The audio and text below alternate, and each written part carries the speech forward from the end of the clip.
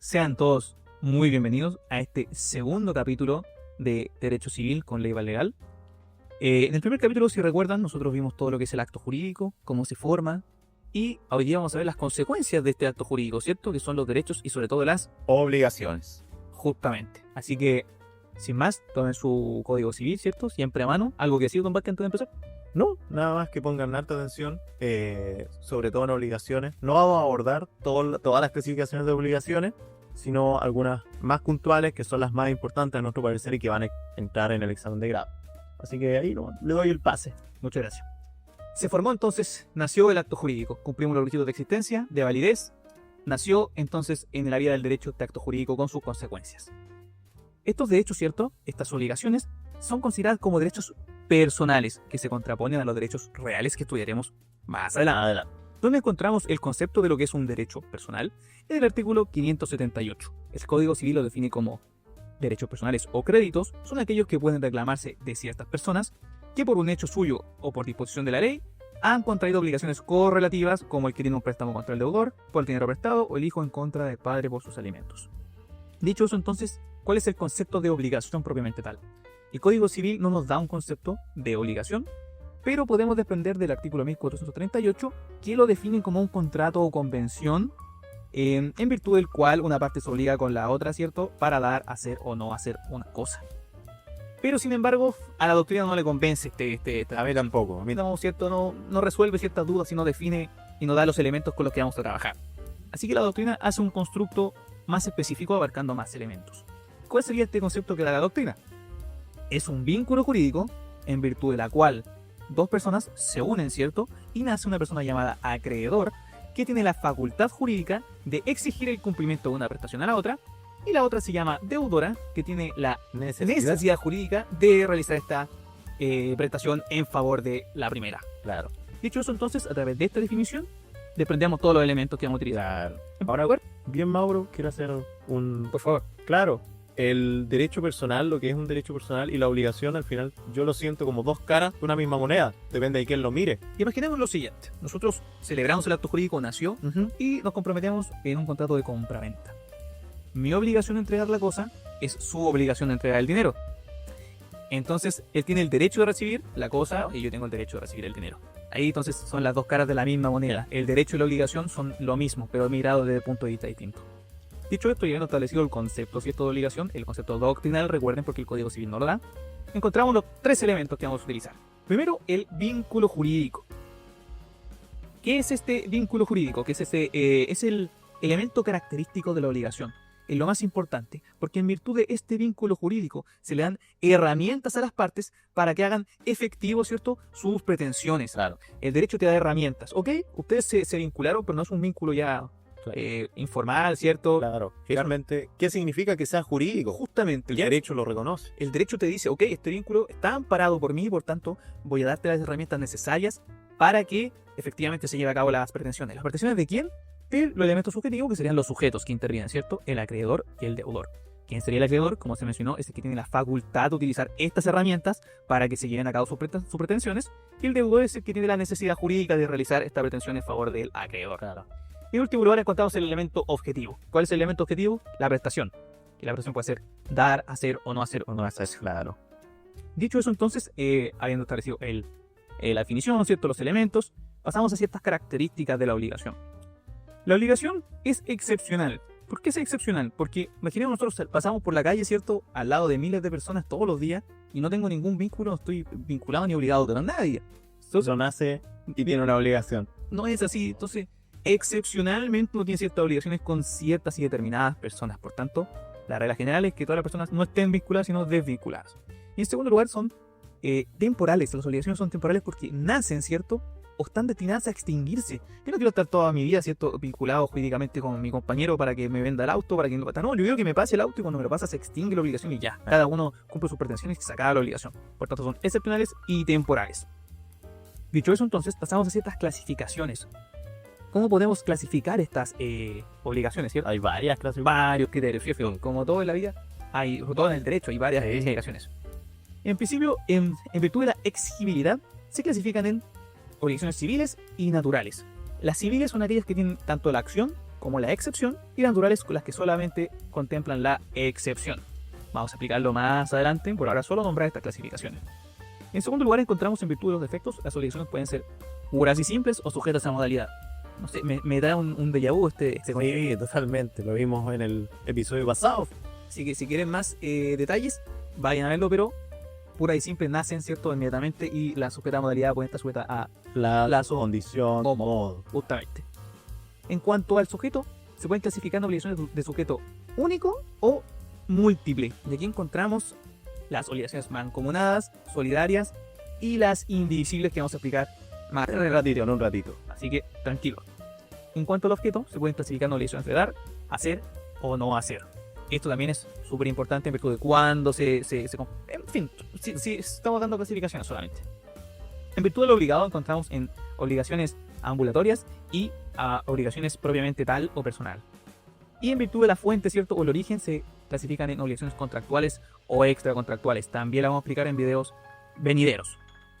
Centrándonos netamente en las obligaciones de dar, hacer o no hacer, que creo que es una de las clasificaciones más importantes, En ¿cierto? cuanto al objeto, totalmente. ¿Cierto? Encontramos en primer lugar que se desprenden de los artículos 1438 y 1460 de nuestro Código Civil. Las obligaciones de dar, estrictamente hablando, se entienden como aquella que tiene por objeto transferir el dominio de una cosa, de mando de una persona a otra, para constituir derechos reales sobre la cosa. Por tanto, la obligación de dar descansa en un título traslatizo de dominio. ¿Qué es lo que yo busco? Dar la cosa, dejar de ser dueño, pasársela a Transferir el dominio. justamente. Ahora bien, la obligación de entregar la cosa, y ahora hablamos de un traspaso netamente material. Yo no estoy traspasando el dominio, sino netamente la tenencia o la posesión de la cosa. Hay una distinción ahí conceptual bastante importante. Como un ejemplo claro, sí, porque esto es medio abstracto, imagínate la compraventa. Yo le quiero transferir mi dominio de mi auto a Matías, Matías se hace dueño de ese auto y él me entrega una suma de dinero, yo me hago dueño de esa suma de dinero, y ahora, por ejemplo, tengo un préstamo ahora, yo le presto mi auto, ¿cierto? Ya no se lo estoy transfiriendo el dominio, sino netamente el tema material. Él puede pasarlo, ¿cierto? Pero sigue siendo mío. Traspaso material. Ahí estamos hablando de dar y entregar. Ahora, esta obligación de entregar es una obligación, entendemos que nace de la obligación de dar, o es una obligación de hacer. Aquí hay una discusión tremenda. Por simplifiquemos. Simplifiquemos. Se entiende de que efectivamente está contenido dentro de la obligación de dar. Entonces, toda la obligación de hacer va a ser la de realizar una acción, ¿cierto? Que no sea entregar una cosa. Claro. Porque está contenida dentro de la obligación de dar. Realizar cualquier hecho finalmente, pero Pero no de la entrega material de la cosa. justamente. Hay una discusión tremenda que nos estamos saltando, así que Claro, ahí van el perro. ahora, Ustedes mismos. centrándonos en la obligación de hacer, justamente es aquella que tiene por objeto la ejecución de un hecho. De cualquier hecho, menos entregar una cosa. Claro. Porque se encuentra supeditada a la obligación de dar. Ahora bien, las obligaciones de hacer pueden ser fungibles o no fungibles. ¿Esto en virtud de qué? De que si se necesita de una ejecución especial o un talento para la realización de la cosa. La aptitud de quien realiza. Nosotros también dimos ciertos ejemplos en el video pasado. Yo quiero que una persona determinada haga la acción, ¿cierto? Y en ese caso va a ser no fungible, ¿cierto? Esa persona. No, en el fondo la fungibilidad tiene que ver con la capacidad de ser reemplazada una cosa por otra. Claro. Entonces, si la obligación es fungible, no requiere, ¿cierto?, una ejecución especial, de un talento o de una calidad especial. Y si es no fungible, efectivamente necesita Claro. de ser realizada por una persona que tenga un talento especial, una aptitud clara de la duda. Un ejemplo para clarificar, aquí Mauro es un pintor excepcional, ocultó, no sé, a un artista. Entonces yo contrato con él para que él me haga un cuadro. Ahí hay una obligación de hacer. ¿Y por qué contraté con él? Porque él tiene especiales aptitudes. ¿Y por qué no contraté con otra persona? Porque la otra persona obviamente no tiene las mismas aptitudes que Mauro. Ahora bien, ¿qué pasa? ¿Cuáles son los efectos de las obligaciones no fungibles o fungibles? Ahí Mauro lo va a explicar en su momento. Mire, todavía no vamos a entrar en esto, pero en las obligaciones de dar tienen ciertas herramientas propias. O sea, en las obligaciones de hacer tienen ciertas herramientas propias. Por ejemplo, si en una obligación de hacer yo no cumplo, el acreedor, ¿cierto?, puede obligarme a que yo le pague a otra persona para hacerlo. Claro. Pero eso no se podrá hacer cuando la obligación no sea fungible, porque tengo que ser yo solamente el que la realice, no puedo destinárselo a otra persona. Claro. Etcétera, lo vamos a explicar. Estamos en la página siguiente. Estamos hablando solamente de las clasificaciones. En último lugar encontramos las obligaciones de no hacer algo. En este punto nos encontramos en la obligación, ¿cierto?, de no ejecutar un hecho o realizar una acción, porque está prohibida, ¿cierto?, convencionalmente prohibida. Ahora, ¿por qué es importante determinar, ¿cierto?, estas diferencias? En cuanto a la naturaleza, ¿cierto?, de las obligaciones, estas se reputan muebles o inmuebles en virtud de la cosa que se da o se entrega, ¿cierto? Entonces, si yo entrego un auto, será mueble. Si yo entrego una casa, será inmueble. Claro. ¿Qué pasa con las obligaciones de hacer o no hacer? Siempre se reputarán muebles. También es importante esta clasificación en virtud de cuáles son los mecanismos de tutela o los remedios. Ya estaba yo con el tema de que tienen ciertos remedios particulares, ¿cierto? Daría finalmente. Nosotros encontramos en el artículo 1553 y 1555 ciertas herramientas que están destinadas solamente a las obligaciones de hacer y no hacer, ¿cierto? Están destinadas para estos casos. En cuanto a la mora, tanto en la obligación de dar como en la de hacer, ¿cierto? Se cuentan desde el incumplimiento, esto desde que no se dio o no se ejecutó lo que debía hacerse, pero en cambio de la obligación de no hacer, no se puede computar porque mientras no lo hago estoy cumpliendo, ¿cierto? Y en cuanto a la teoría de los riesgos. La teoría de los riesgos es una teoría que está bien radicada y bien ejemplificada en las obligaciones de dar, en concreto en las obligaciones de dar una especie o cuerpo cierto.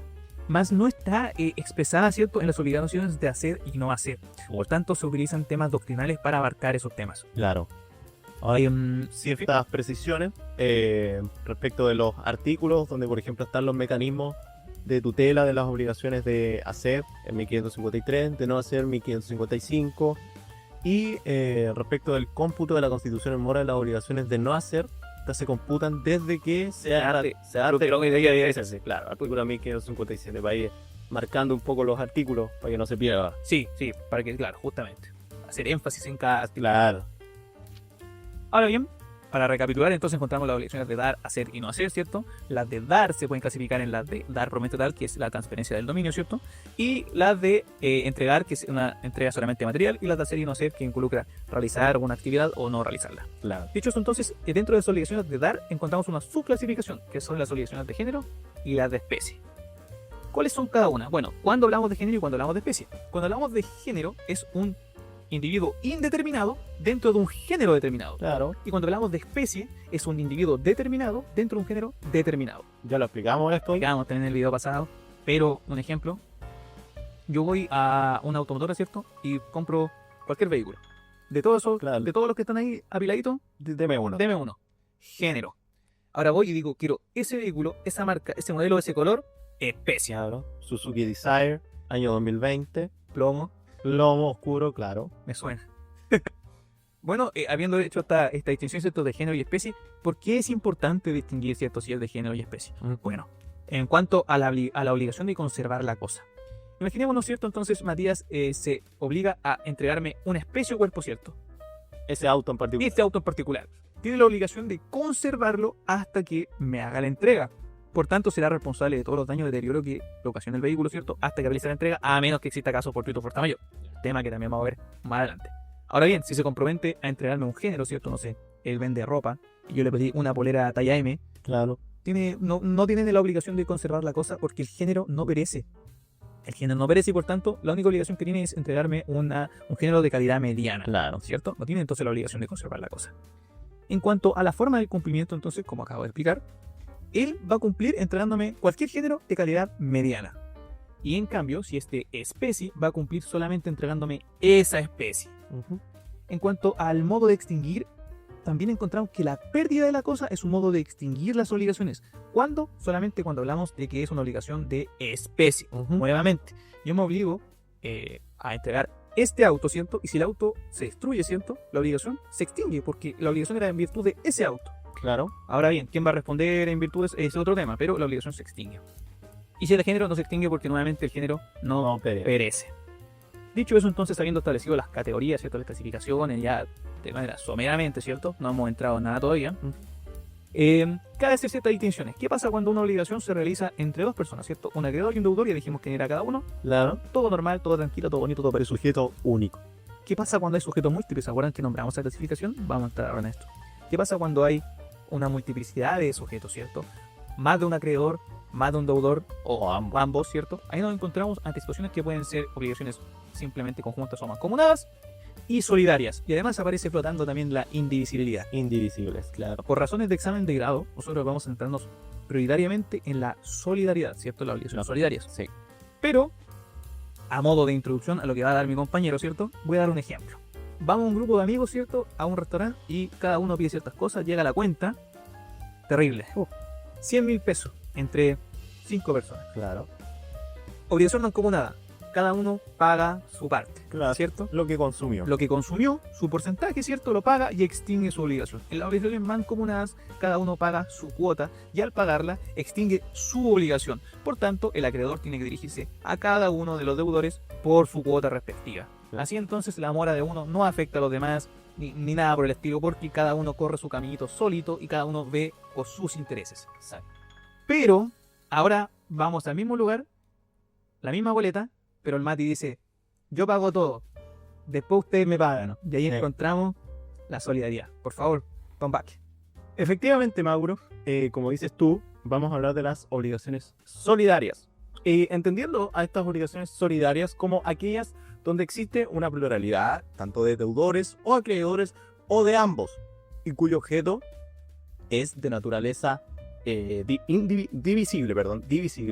y que este puede ser en origen de un testamento, puede ser la ley o puede ser de origen convencional. Y ahora bien, esto es lo importante de las obligaciones solidarias, que cada acreedor está facultado para poder exigir el total de la deuda y a su vez cada deudor se encuentra obligado al pago total de la misma, en términos tales que cualquiera de todos estos que pague va a extinguir la totalidad de la deuda. Ahora bien, ¿cuáles son los elementos de estas obligaciones solidarias? Que son la excepción, porque la regla general es la mancomunidad, Como ya era mencionado. efectivamente. Ahora bien, los elementos de las obligaciones solidarias son, en primer lugar, que existe una pluralidad de sujetos. Recordemos que pueden ser multiplicidad o pluralidad de acreedores, deudores o de ambos. En segundo lugar, debe ser una obligación divisible. Una prestación, perdón, divisible. En tercer lugar, debe existir una única prestación. La prestación debe ser la misma. ¿Qué es lo que debe existir? Plural, una pluralidad de vínculos con los distintos, en este caso, sujetos, que pueden ser los acreedores, deudores, etc. Y en cuarto lugar, que la solidaridad esté expresamente establecida. ¿Por qué? Porque como dijimos, es la excepción y debe estar establecida, ya sea en la ley, en el contrato, convención, en el testamento, etc. Ahora bien, ¿cómo podemos clasificar la solidaridad? Esta se puede clasificar en primer lugar de acuerdo a los sujetos intervinientes. En la solidaridad activa, cuando existe una pluralidad de acreedores.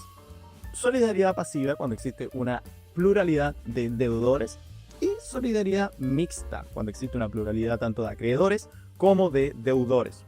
Y también la solidaridad puede ser de acuerdo a su fuente, puede ser solidaridad legal, que es aquella establecida en la ley, solidaridad convencional, aquella que nace de una convención. En tercer lugar, la solidaridad puede ser testamentaria, si está en un testamento, o en cuarto lugar puede ser judicial, si es en virtud de una sentencia por parte del juez. Ahora bien, en primer lugar vamos a hablar sobre lo que es la solidaridad activa, cuando existe una pluralidad de acreedores. Sin perjuicio de que hoy en día no se ocupa mucho esta solidaridad activa, puesto que es un peligro para los otros acreedores, dado que se le paga el total a solo uno de los acreedores. Entonces es un poco riesgoso ahí. En la práctica se utiliza lo que es más el mandato, por ejemplo.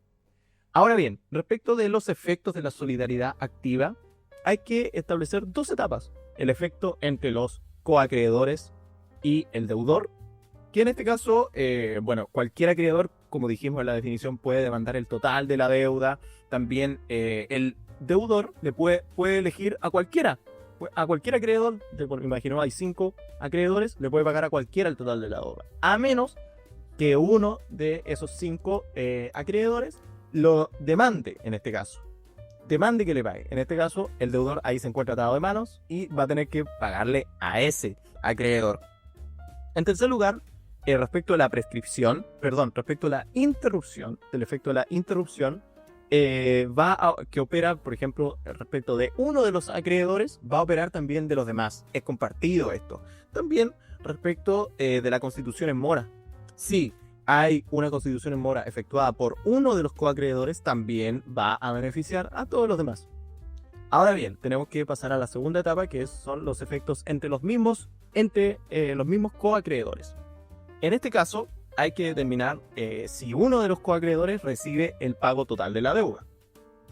Ahora bien, Que lo que se entiende normalmente es que si uno de los coacreedores recibe el total de la deuda, lo correcto que debe hacer es compartirlo, entregando a cada uno de los acreedores el monto que le corresponda.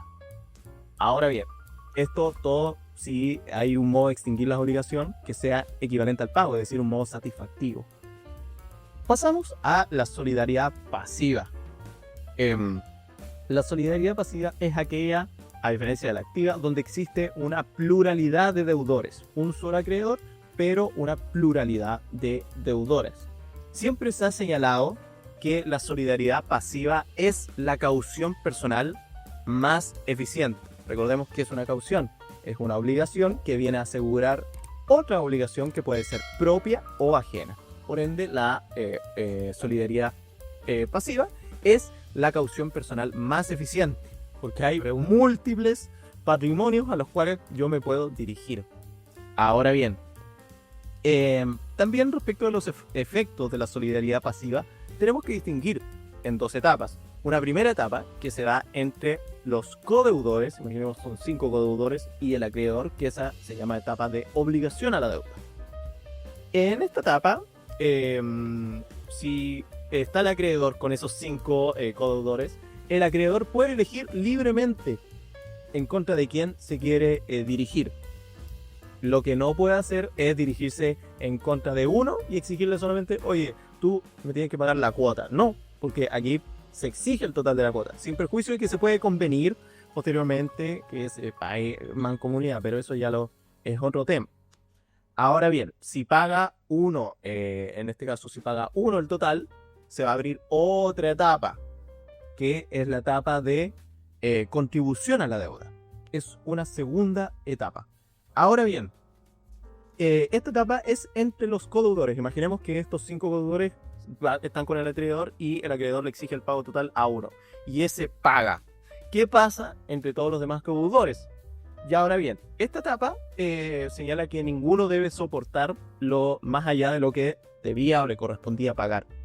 Por ende, hay que hacer ciertas distinciones para establecer este camino.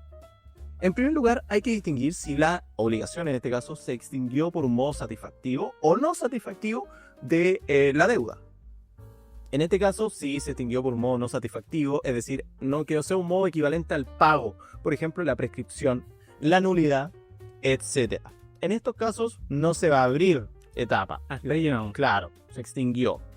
Sin embargo, hay ciertas excepciones que podrían reembolsarse, por ejemplo, los gastos del juicio de nulidad o de la prescripción. Pero eso es muy excepcional, un detalle.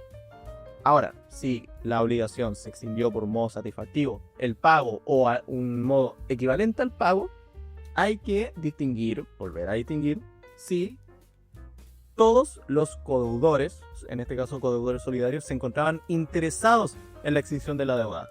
¿Qué entendemos por interesado? Que tenga algún beneficio para ellos que se haya extinguido la deuda.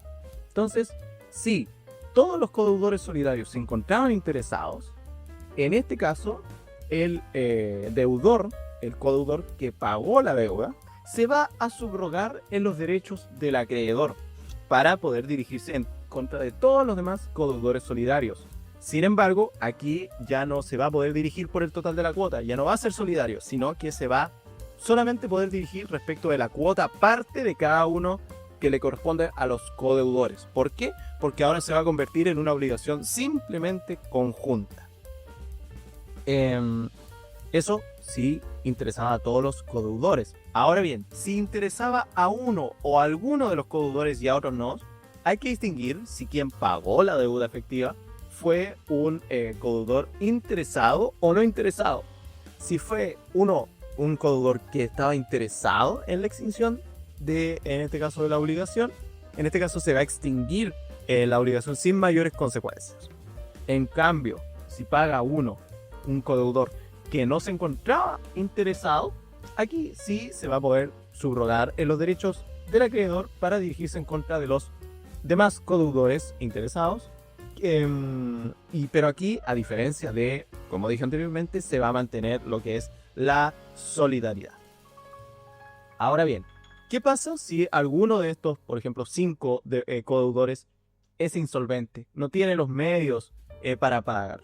En este caso, y de acuerdo al artículo 1522 del Código Civil, se va a repartir la cuota de ese codeudor insolvente a prorrata de todos los demás codeudores, para que todos los demás codeudores aguanten y paguen esa cuota del deudor insolvente.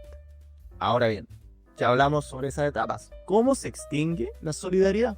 Hay dos casos. En primer lugar, porque se muere el codeudor solidario. En caso de muerte de alguno de los codeudores solidarios, se va a adquirir, en este caso, esa obligación por parte de los herederos. Sin embargo, los herederos ya no van a ser obligados solidariamente, sino que va a ser una obligación mancomunada. Solamente van a tener que pagar la obligación corresponde a su cuota hereditaria. En cambio, otra forma de que se extinga la solidaridad es por la renuncia a la solidaridad. Es decir, yo como acreedor pacto con uno de los codeudores o con todos los codeudores que ya no quiero que me paguen el total, sino que me vayan pagando por parcialidades. ¿Por qué? Por distintos motivos o razones. Ahí es tema de voluntad de las partes. Ahora bien, con eso terminamos lo que es las obligaciones solidarias. Recordemos que, como dijo Mauro, nos vamos a enfocar concretamente, solidariamente en estas obligaciones. Las demás obligaciones no las vamos a analizar exhaustivamente, sino que en algún punto del podcast las vamos a ir nombrando.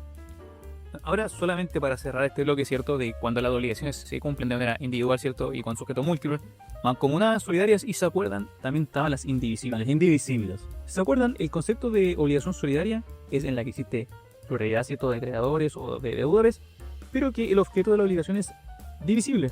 Ahora, en las obligaciones indivisibles nos encontramos justamente en un objeto de la obligación que es indivisible, como dice su nombre. Este objeto de la obligación puede ser indivisible porque es imposible que se cumpla de manera fragmentada. Aquí puedo dar ciertos ejemplos para esclarecer un poquito más esto, por favor. Imaginemos que el objeto de la obligación es un caballo de carreras. Yo no puedo pagarlo por parcialidades, ¿cierto? Mentalmente, claro que el caballo lo puede ir en mil partes. Sin embargo, la cola. Claro, sin embargo, necesito que se me haga un pago íntegro porque si no se destruiría la cosa objeto de la obligación. También encontramos ejemplos de una obra de arte. También podemos fragmentarla, ¿cierto? Pero es imperioso que no se divida la misma. Claro. Se rige por la misma regla, ¿cierto? De la solidaridad. Pero una excepción es que, como mi compañero mencionó, una de las formas en que se extingue la solidaridad es la muerte, ¿cierto? Cuando se hereda. Sí. Se hereda a través de una mancomunidad en virtud de la cuota de cada uno de los herederos. Pero la solidaridad se transmite también. Por tanto, los herederos aún mantienen esta solidaridad en la obligación, esta indivisibilidad en la obligación. Eso es lo más importante de las obligaciones indivisibles, diría yo. Lo más importante, y dicho eso, entonces creo que ya pasamos y comentamos algo breve de cada tipo de obligación. Yeah. Y terminamos este primer bloque. Así que no se vayan. Pausa.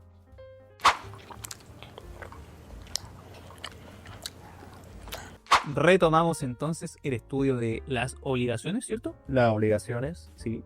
Y recuerden entonces, para recapitular y que nos vamos aclimatando. Claro, que no se pierda. No se pierda, ¿cierto? Ya hablamos en el primer capítulo de Derecho Civil de acto jurídico, nacen estos derechos y obligaciones, dimos la definición de obligaciones, ¿cierto? Dimos estas características, clasificaciones. Las clasificaciones más importantes, las nombramos, las enunciamos cuando hay sujeto múltiple o determinado, ¿cierto? Y ahora pasamos a cómo se extingue la obligación. Ya vimos cómo nace, cómo se desarrolla, y muere. Se acabaron la obligación. Entonces, hablemos de los modos en que se distinguir las obligaciones. ¿Qué son estos modos de distinguir? Son aquellos hechos jurídicos o actos jurídicos a los cuales el legislador le otorga la virtualidad de poner fin a las obligaciones. Por tanto, encontramos que pueden ser tanto hechos como actos. Claro. O sea, si tenemos una obligación y yo digo, no quiero pagar. Hay un acto. Sí. ¿Cuál es la diferencia entre un hecho y un acto? Es la voluntad. Cuando es un hecho, cuando no haya voluntad de las partes, y cuando va a ser un acto, cuando haya voluntad. Acto jurídico. Eso, que la voluntad se acuerda. ¿Cuándo entonces va a ser un hecho que ponga fin a las obligaciones? Bueno, la pérdida de la cosa que se debe. Recordemos que lo mencionábamos, ¿cierto? Que si la cosa es una determinada, ¿cierto? Y se pierde, la obligación se extingue porque la obligación es respecto de esa cosa, etc. Claro, la especie, obligaciones de dar especie en este caso. Claro, una especie o cuerpo, ¿cierto? Claro. La prescripción extintiva, que es el transcurso del tiempo, ¿cierto? Una inactividad y un paso del tiempo. Y la compensación legal. Y luego, como actos jurídicos, ¿cierto? Que ponen fin o extinguen la obligación, encontramos el pago, el ejemplo por antonomasia, ¿cierto? La novación, la transacción, etc. Dicho eso, entonces, ¿cuáles son estos modos de extinguir las obligaciones? ¿Dónde están los puedo ver? ¿Dónde puedo encontrarlo? Código Civil a mano, ¿cierto? Entonces, artículo 1567. Indica cuáles son estos modos de extinguir las obligaciones. Los vamos a nombrar todos, si no es ahora, en un futuro. Claro. Son 11 los que están establecidos en ese artículo. Y encontramos la resiliación o el mutuo disenso, el pago, la novación, la transacción, la remisión, la compensación, la confusión, la pérdida de la cosa debida, la nulidad o rescisión y el evento de la concesión resolutoria, ¿cierto? Que hablamos que está en los contratos bilaterales, ¿cierto? Y la prescripción en último lugar. ¿Es taxativo esto? No es taxativo, porque si bien establece, de hecho, el 1567 parte con modo de extinguir la obligación, ¿cierto? Y enumera estos 11, no son los únicos porque encontramos cierto otro modo de extinguir que están afuera de este artículo. Por ejemplo, encontramos la muerte del acreedor o del deudor en los contratos intuito personales, son contratos que tienen un tema de confianza, ¿cierto? Claro, como el mandato. Por ejemplo, el mandato de la sociedad, justamente. El plazo extintivo, la dación en pago, que también vamos a explicar a continuación, y la revocación. Dicho eso, entonces, habiendo establecido qué son los modos de extinguir, cuáles son, dónde están contenidos, pasamos a clasificar estos modos de extinguir. Primero pasamos por el pago. El pago, para agarrarlo muy generales porque lo vamos a explicar, ¿cierto? Es la forma por antonomasia de extinguir las obligaciones. ¿Qué es el pago? Cuando les pregunten en examen de grado, ¿qué es el pago? La prestación de lo que se debe. Claro, finalmente exceso. Justamente. Yo cumplo la obligación con el pago. Hago lo que me pagué. Lo normal. Justamente. Dicho eso, entonces hay ciertos modos satisfactivos y modos no satisfactivos de extinguir estas obligaciones. ¿En qué varía o en virtud de qué se hace esta clasificación? En virtud de la satisfacción del crédito del acreedor. Por ejemplo, encontramos como modo satisfactivo el pago, la dación en pago, ¿cierto? La transacción, la novación, la confusión, la compensación, etc. ¿Por qué? Porque en todos estos casos, dejando de lado el pago, que es el ejemplo por antonomasia, ¿cierto? Se satisface el crédito en virtud de que son modos equivalentes al pago, ¿cierto? Y en la segunda, los que no son satisfactivos, encontramos de que no se encuentra satisfacción en el crédito, es decir, no tengo beneficio alguno, ni nada equivalente al pago tampoco. Entonces, en estos casos encontramos, por ejemplo, la prescripción extintiva, la pérdida de la cosa que se debe y la remisión. Encontramos, por ejemplo, la pérdida de la cosa, yo no gané absolutamente nada, ¿cierto? Y aún así se extingue la obligación. Ningún equivalente al pago tampoco, entonces no me satisfago en nada, ¿cierto? El crédito. Luego pasamos a una siguiente clasificación que son los modos de extinguir voluntarios e involuntarios. Nuevamente, los voluntarios son aquellos en donde emana la voluntad de querer extinguir esta obligación, como por ejemplo, nuevamente, ejemplo por antonomasia, el pago. Y otros, en cambio, y deben intervenir, ¿cierto? Actúan sin la intervención de las partes, sin la voluntad de las partes, ¿cierto? Que no requieren una voluntad misma, como por ejemplo la prescripción extintiva, la confusión y la compensación. En este caso, por ejemplo, la prescripción no hay un tema de voluntad, sino que solamente el paso del tiempo y una inactividad de las partes. Claro. Dicho eso, entonces, habiendo establecido las clasificaciones, pasemos al Pago, el más importante. de lleno. Partamos entonces por los modos de extinguir, en concreto el pago. Funcionalmente hablando, entonces, el pago se conecta con el efecto normal de las obligaciones. Como explicamos, ¿cierto? Es la prestación de lo que se debe. O sea, está íntimamente vinculado con la obligación. Yo me obligo a tal cosa y Claro. pago y efectivo. Las obligaciones nacen para cumplirse finalmente. Justamente. Entonces es el modo de extinguir las obligaciones por excelencia. Es el cumplimiento de obligación, cualquiera sea su naturaleza, en los mismos términos que fue establecida. Yo me obligo a tanto, cumplo tanto, pagué. Punto. Ahora bien, ¿cuál es la naturaleza jurídica del pago? El pago es una convención. ¿Qué quiere decir esto? Que es un acto jurídico bilateral que se requiere para nacer en la vida del derecho, ¿cierto? El concurso de las voluntades de dos partes, lo explicamos en el primer capítulo. Y tratándose de las obligaciones de dar, recordemos que las obligaciones de dar, el objeto era transmitir el dominio. El pago es la tradición. ¿Y qué es la tradición? La forma en que se adquiere entonces el dominio. Clasifiquemos entonces este pago. El pago puede ser total, parcial, ¿cierto? Total sí que se paga íntegramente, ¿cierto? La obligación, extinguiéndola en su totalidad, o puede ser parcial, ¿cierto? Entonces que se paga parte de la obligación, extinguiendo esa parte y manteniéndola insoluta. Claro. Yo te debo 1000, te pago 1000, pago total. Yo te debo 1000, te pago 500 pesos. La obligación se parcial respecto de los 500. Claro. También el pago puede ser voluntario o forzado. ¿Cuándo es voluntario? Cuando es aquel que se efectúa por iniciativa propia, ¿cierto? De quien debe pagar. Y el forzado sea el que se realiza en virtud de las acciones que yo como acreedor tengo. ¿Cuáles son las partes del pago? Aquí no hay que tener un poquito más, ¿cierto? Sí. Aquí en las partes del pago encontramos al solvens y al accipiens. El solvens uno lo relaciona generalmente por el deudor y el accipiens por el acreedor. Esto es así. Sí, pero no siempre, justamente. Pero para que vamos asociando, ¿cierto? Solvens con que deben solventar este gasto, ¿cierto? Y el accipiens quien debe recibir el dinero. Entonces el solvens, ¿quién es? Es la persona facultada para realizar el pago. Si se bien es facultada para realizar el pago, no el que debe realizar el pago. Por tanto, aquí esto es más amplio. Y encontramos que puede ser el propio deudor, ¿cierto? Aquellas personas que sin estar interesadas en el negocio tienen interés en que se termine la obligación, ¿cierto? Y terceros extraños totalmente a la obligación. Claro. Pasemos a explicar entonces cada uno de ellos. En primer lugar es el deudor. El ejemplo o la regla general es que sea el mismo deudor el que debe hacer solvens, además, el que debe pagar. Y se entiende por solvens, ¿cierto? Que es el que está más interesado en que termine la obligación, ¿cierto? Pero también, como solvens, encontramos a sus herederos, sus legatarios y sus representantes legales o mandatarios. ¿Por qué sus herederos? Porque recordemos de que quien hereda lo hace a título universal, entendiendo que están comprendidos tanto los derechos como las obligaciones. Por tanto, los herederos también se pueden volver solvens, tener esa facultad de pagar. Así también los legatarios, porque yo ahora no es a título universal, sino que estoy legando algo a título singular, ¿cierto? Determinada cosa, oye, te lego la obligación de cumplir esto. Fome, pero puede ocurrir. Y también aquellos mandatarios o representantes legales que en virtud de aquella representación o mandato, ¿cierto? Tengan la facultad de pagar. Luego encontramos las personas que tengan interés en la extinción de la deuda. Me explico. Yo no tengo interés en haber realizado ese contrato con mención, ¿cierto? No me interesa a mí ese contrato. Sin embargo, tengo interés en que se extinga. ¿Por qué? Porque me vi obligado de manera solidaria, subsidiaria o a través de ciertos mecanismos.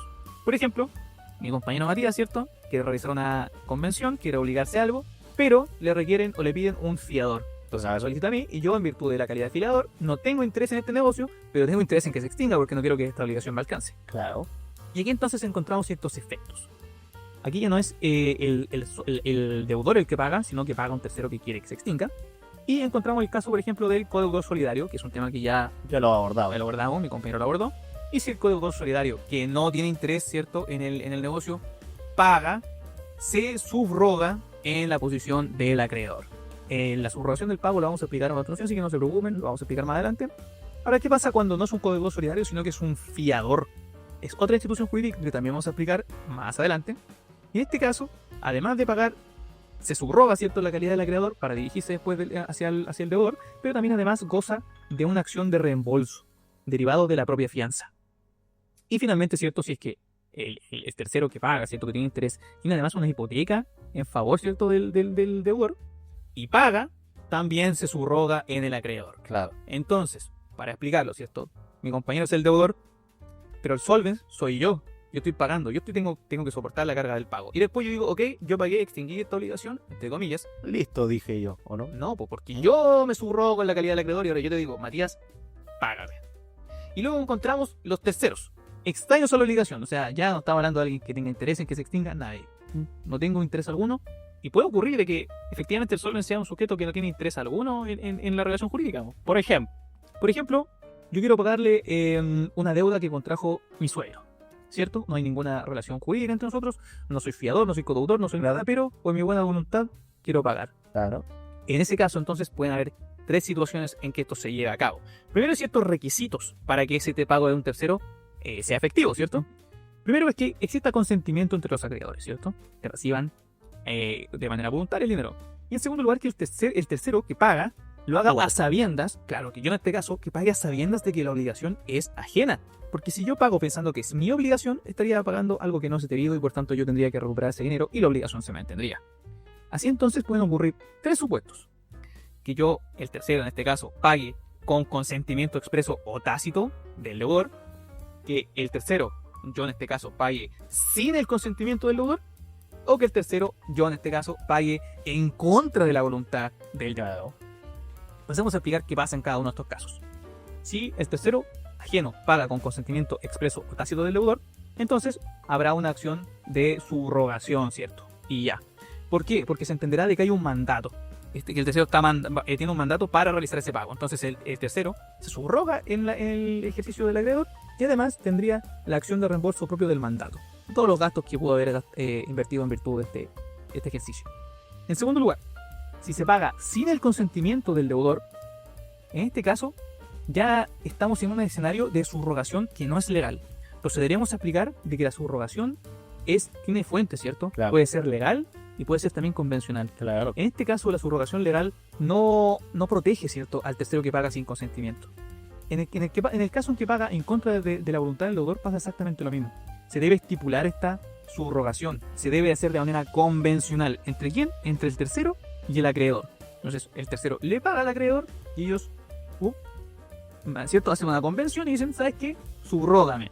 Tienen que seguir entonces las reglas de la cesión de créditos y por tanto notificar al deudor de que ahora ya es otro el acreedor, ¿cierto? Que se subrogó en su calidad. Claro. Dicho eso, entonces, centrándonos nuevamente en la obligación de dar, ¿cierto? Cuando el pago es una obligación de dar, encontramos de que equivale a la tradición. ¿Qué quiere decir esto? De que el pago tiene que transferir el dominio, ¿cierto? Por tanto, ¿qué pasa en situaciones donde yo pago una cosa que no es mía? Complicaciones. Para que el pago entonces cumpla su función de tradición, tienen que haber ciertos requisitos. En primer lugar, tiene que ser dueño de la cosa, ¿cierto? Tengo que pagar con algo que es mío. Y en segundo lugar, tengo que tener capacidad para enajenar. Ya hablamos de capacidad, ¿cierto? Así que me remito a lo que hablamos en el video pasado. Claro. ¿Qué pasa entonces en primer lugar cuando se paga con una cosa que no es mía? Ciertas consecuencias. En primer lugar, no se extingue la obligación. ¿Por qué? Porque la obligación consistía en que se me pagara algo y yo serme dueño de esa cosa. Como no me hice dueño de esa cosa, porque él no era el dueño, y si no es el dueño no puede transmitir, ¿cierto? Como transferir, perdón. Como no me hago dueño, la obligación no se extingue. Ahora bien, el pago es válido, pero no es oponible al verdadero dueño. ¿Qué quiere decir esto? De que el dueño en cualquier momento puede darse cuenta y decir, oye, devuélvame esa casa, Claro. acción reivindicatoria, devuélvamela. Pero hay situaciones en donde un pago, ¿cierto?, de cosa ajena se puede llegar a validar. ¿Cuándo? Cuando el dueño consiente con posterioridad, es decir, cuando lo ratifica. En segundo lugar, con que yo me haga dueño, pero a través de la prescripción adquisitiva. Es decir, el Matías me vendió algo, o sea, me pagó con algo que no era de él, pasa un plazo que puede ser 10 años, ¿cierto? 5 años, dependiendo. Pasa el tiempo de la prescripción adquisitiva, me hago dueño en virtud de la prescripción adquisitiva, pero se entenderá que se computa desde que se efectuó la tradición. Claro. En último lugar, también cuando se paga con algo que no es de uno, ¿cierto? Pero es algo consumible y yo lo consumí de buena fe. En segundo lugar, en los casos en donde se paga, ¿cierto?, a través de una persona que es incapaz. Aquí también hay que distinguir si es una persona absolutamente incapaz o relativamente incapaz. También hablamos sobre eso. Si es absolutamente incapaz, se saneará entonces el vicio o se validará este pago, ¿cierto?, en virtud de los 10 años de la prescripción de la nulidad absoluta. Y en los 4 años de la nulidad relativa, si es que es un incapaz relativo. Y también se podrá validar también en el caso de que se pague con una cosa que sea consumible y que yo la haya consumido de buena fe. Dicho eso, entonces terminamos todo lo que es el solvens, ¿cierto? ¿Quién puede ser? ¿En qué casos? Y pasamos a la otra parte, el accipiens. Efectivamente, Mauro. Ahora toca el accipiens. Y como dijiste tú, el accipiens se relaciona con el acreedor. Pero no siempre es el acreedor, sino que el accipiens es una calidad que generalmente la tiene el acreedor, pero también pueden ser otras personas, como por ejemplo sus representantes y los poseedores del crédito. En primer lugar, hay que entender que está el adagio ahí en derecho civil y comúnmente se conoce que el que paga mal, paga 2 veces. Así que eso es importante tenerlo ahí en primer lugar de título. Ahora bien, vamos a hablar respecto del acreedor, que es generalmente quién es accipiens. El acreedor, cuando hablamos del acreedor, no solamente nos referimos a la figura del acreedor, de quien adquiere, en este caso, ese derecho personal respecto a otra persona, sino que también tenemos que entender dentro de esta figura de acreedor a sus herederos, legatarios y cesionarios del crédito. Ahora bien, hay 3 excepciones contempladas en el Código Civil, en las cuales, si bien yo le pago al acreedor, el pago no será válido en este caso. La primera es cuando yo le pago a un acreedor que es incapaz, en este caso, sin intervención de su representante legal en algún momento. Imaginemos que Mauro es demente, declarado demente, y yo le pago a él. ¿Qué pasa en ese caso? Que no intervino su representante en este caso, y por ende ese pago es declarado nulo, no es válido. A menos que haya ahí una contraexcepción, que el deudor pruebe que, o sea, yo pruebe que la cosa con la que pagué fue en provecho de Mauro, en provecho del acreedor. Esa es una primera excepción. Una segunda excepción se da respecto de cuando el juez, en este caso, embarga la deuda y ordena la retención. Y en tercer lugar, hay otra excepción que se da cuando paga lo que es cuando hay una quiebra del deudor. En este caso, por ejemplo, Mauro es deudor y tiene ahí múltiples acreedores, pero también adquiere una obligación conmigo. Yo también soy acreedor de otra obligación con Mauro. Y Mauro, a pesar de decir que está en quiebra con todos los demás acreedores, me paga a mí. En ese caso, no es posible que proceda porque es una excepción y el pago no es válido. Ahora bien, ya hablamos del acreedor, que es quien normalmente es el achipias. Ahora tenemos que hablar respecto de los representantes del acreedor. Recordemos que la representación es una modalidad por la cual los actos realizados por una persona en virtud de la ley o una convención, los efectos de esos actos se van a reputar en un patrimonio de otra persona. En este caso, ¿quiénes pueden ser representantes del acreedor? Pueden ser los tutores y curadores, pueden ser los albaceas, pueden ser los padres y madres de familia respecto de sus hijos no emancipados. Todos aquellos casos son representantes legales. También, por ejemplo, pueden existir lo que son los representantes judiciales dentro del contexto de un juicio ejecutivo, principalmente respecto del cuaderno de apremio. Tenemos que el deudor se le embarga los bienes y se designa un depositario provisional. En ese caso hay una representación judicial. También tenemos la figura del secuestre respecto de las medidas precautorias del Código Procedimiento Civil, perdón. Y también por otro lado tenemos los representantes convencionales, que son aquellos que se pactan a través de una convención, de un contrato. Y estos se llaman diputados para el pago o para el cobro. Entonces aquí tenemos la figura de la diputación para el pago. ¿Cómo se puede realizar o cómo se puede conformar esta diputación para el pago? A través de la figura del mandato se realiza. ¿Qué tipo de mandato? Aquí hay que distinguir. Puede ser un mandato general. Por ejemplo, en este caso el diputado va a poder percibir todos los pagos de aquellos créditos que forman parte del giro ordinario de los negocios del mandante. En segundo lugar, puede ser un mandato especial.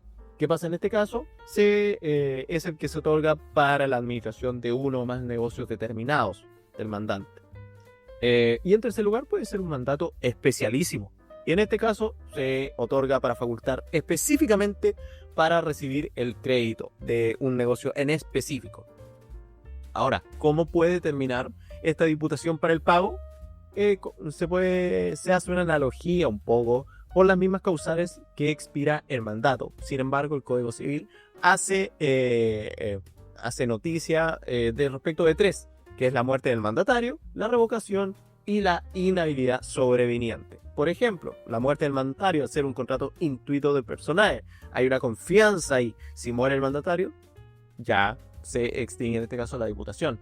Si se revoca, la revocación es un acto jurídico unilateral, por el cual yo le puedo decir, no, Mauro, ya no quiero que seas mi mandatario. Y en tercer lugar, por una inhabilidad sobreviniente. Por ejemplo, Mauro aquí, que es mandatario, cae en demencia. Queda demente. Todo este capítulo lo mismo. Claro, la costumbre. Y en tercer lugar, ¿quién puede ser, en este caso, achipian? Los terceros poseedores del crédito. Aquí estamos en un supuesto en que yo le realizo un pago de buena fe a un tercero poseedor del crédito, pero que aparenta ser el dueño del crédito, en este caso. Ahora, ¿cuáles son los requisitos para que sea válido este pago al tercer poseedor del crédito? En primer lugar, ese tercero debe estar en posesión del crédito, que parezca que es dueño. Y en segundo lugar, el pago debe hacerse de buena fe. Si yo estoy de mala fe, no vale. Tiene que ser de buena fe. Yo creo que él es mi dueño y lo hago de buena fe. Ahora bien, ¿qué pasa si el pago es efectuado a una persona distinta a la señalada? En primer lugar, el pago es ineficaz y no va a extinguir la obligación. La obligación se va a mantener. Salvo dos excepciones. En primer lugar, que el pago realizado al incapaz es válido en la medida que se compruebe que, como lo dije anteriormente, el incapaz se aprovechó de este pago, fue provechoso para él. Y en segundo lugar, cuando el mismo acreedor ratifica el pago. Tenemos esos dos casos entonces. Ahora bien, si tenemos que hablar del objeto del pago ahora. Mauro, por favor, te deseo una palabra. Muchas gracias. Ordenémonos un poquito porque hemos hablado. Sí, bastante. Hablamos de las obligaciones, ¿cierto? Hablamos cómo se extingue la obligación y estamos en el pago como forma de extinguir las obligaciones. Dijimos lo que era el pago, ¿cierto? que es la prestación de lo que se debe, Claro. la forma de extinguir las obligaciones por antonomasia, y la más perfecta, que es satisfactiva, y después empezamos a hablar de características del pago. Claro. En el sujeto, ¿cierto? Y descubrimos de que no siempre el deudor va a ser, además, solvens, o sea, no siempre el deudor va a ser quien debe pagar, y no siempre el acreedor es el que va a recibir el dinero, sino que pueden haber otras figuras, ¿cierto?, que complementan este escenario. Dicho eso, ahora vamos al siguiente elemento, que es el objeto del pago. ¿Qué es el pago? La prestación de lo que se debe. ¿Qué es el objeto del pago? Lo que se debe. ¿Qué es lo que yo debo? El objeto del pago. Ahora bien, en virtud del artículo, para allá que nos vamos ordenando, ¿cierto?, 1569, el pago será bajo todos los efectos en conformidad al tenor de la obligación. Es decir, yo me comprometo a hacer tal cosa y el pago debe ser de tal manera, ¿cierto? Como venimos diciendo. En virtud de este artículo, ¿cierto?, doctrinalmente se han formulado 3 principios del pago, ¿cierto? El principio de identidad del pago, de integridad del pago y de indivisibilidad del pago. Vamos a explicarlo ahora mismo. Primero, el principio de identidad del pago. En virtud de este principio se debe pagar lo que en la obligación se establece y no otra cosa u otro hecho. Por tanto, aquí hay 2 consecuencias, una pasiva y una activa, podríamos decir, ¿cierto? El acreedor no está obligado a recibir otra cosa distinta de la que se debe, Claro. y el deudor tampoco puede ser constreñido para pagar o hacer otra cosa de la que se debe. Celebramos un contrato en tales términos y en tales términos debe ser cumplido. Para determinar entonces en cada caso lo que el pago es necesario, ¿cierto?, debemos establecer si es una obligación de dar o hacer. Primero, en la obligación de dar debemos distinguir si es una obligación de dar un género o una especie. Son clasificaciones que nosotros ya hemos explicado, así que los invito por favor a revisar videos anteriores. Cuando es una obligación de dar un género, no hay una obligación de conservar la cosa. Por tanto, la facultad radica en el deudor de qué cosa del género entregar. Claro. Dar, perdón. Y luego si es una obligación de especie, ahí sí radica, ¿cierto?, en el deudor la obligación de cuidar la cosa que se debe, porque es esa cosa en particular y no otra. Y por tanto, el acreedor debe recibir esa cosa y no otra. Dicho eso, entonces pasamos entonces a las obligaciones de hacer y no hacer.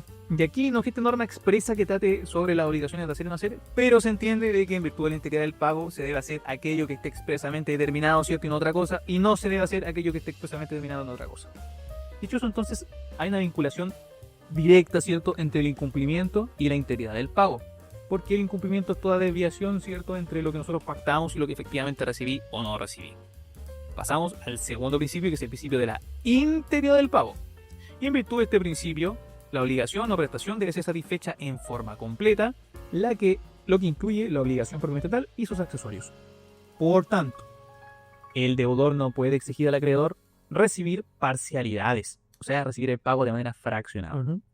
En segundo lugar, la totalidad del pago incluye además los intereses y las indemnizaciones que se deban.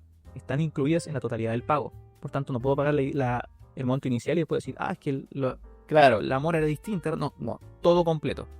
Y por regla general también los gastos serán de cargo del deudor, salvo ciertas excepciones, cuando así lo hayan convenido las partes, cuando la ley establezca lo contrario o en el tema de las costas procesales.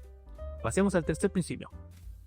Efectivamente, Mauro, nos toca ahora hablar del tercer principio, que es el principio de indivisibilidad del pago. Y es una consecuencia del principio que tú explicaste de integridad del pago. Y de hecho lo nombraste. ¿Qué significa la indivisibilidad del pago? Que el acreedor tiene derecho a recibir el pago una sola vez y no está obligado a recibir los pagos de forma parcial. Ahora bien, este principio de indivisibilidad del pago tiene excepciones. En primer lugar, tenemos las obligaciones mancomunadas o simplemente conjuntas. ¿Por qué? Porque aquí el acreedor, en este caso si existe una pluralidad de deudores, no le puede exigir el pago total a un codeudor, sino que solamente le puede exigir su cuota parte. Ahora bien, hay discusión respecto a si efectivamente es una excepción y aquí se distingue entre las obligaciones mancomunadas originarias y derivativas. Y la verdadera excepción sería respecto de las obligaciones mancomunadas derivativas. Y un ejemplo de esto lo hablamos en el caso de la muerte de alguno de los codeudores solidarios, que sus herederos van a adquirir en este caso la obligación, pero ya no de forma solidaria, sino que de forma simplemente conjunta. Entonces habría una mancomunidad derivada y en este caso sí sería una verdadera excepción. En segundo lugar, en los casos en que existe una convención que se pacte en este caso que se va a realizar el pago por parcialidades. Y en tercer lugar, en los casos en que aparezca lo que es el beneficio de división y el beneficio de excusión, los cuales son beneficios propios del contrato de fianza. Ahora bien, tenemos que hablar respecto de la época en la cual debe pagarse el pago como tal. ¿Cuándo yo debo realizar el pago? En primer lugar, como estamos frente a lo que son las manifestaciones de la voluntad, la primacía de la voluntad va a pagarse cuando se pacte. El pago se va a realizar en el tiempo pactado por las partes. Ahora bien, sí hay que distinguir si el acto jurídico es puro y simple. En este caso se va a realizar el pago una vez que se hace exigible la obligación, que es desde la celebración del acto, o si es sujeto a alguna modalidad desde que se haya cumplido el plazo o la condición. Ahora bien, ¿cuál es el lugar donde debe pagarse? Y aquí hay que estar a lo mismo. Si se pactó, se va a realizar en el lugar que se haya pactado. Si no, hay que distinguir si es una obligación de dar una especie o cuerpo cierto, dado que en estos casos se deberá, el lugar donde se deberá pagar será el lugar donde se encuentra la especie o cuerpo cierto al momento de contraer la obligación. Y respecto de todas las demás obligaciones de dar, en este caso, un género, obligaciones de hacer o no hacer, será en el domicilio del deudor al momento de haberse contraído la obligación. Ahora bien, ¿cómo se puede probar el pago? Y para esto tenemos que estar frente al artículo 1698 del Código Civil, que establece que quien alega la existencia de una obligación o la extinción de esta debe probarla. ¿Y cómo se puede probar? A través de todos los medios de prueba que establezca la ley, salvo ciertas limitaciones de los artículos 1708 y 9 y 11 del Código Civil.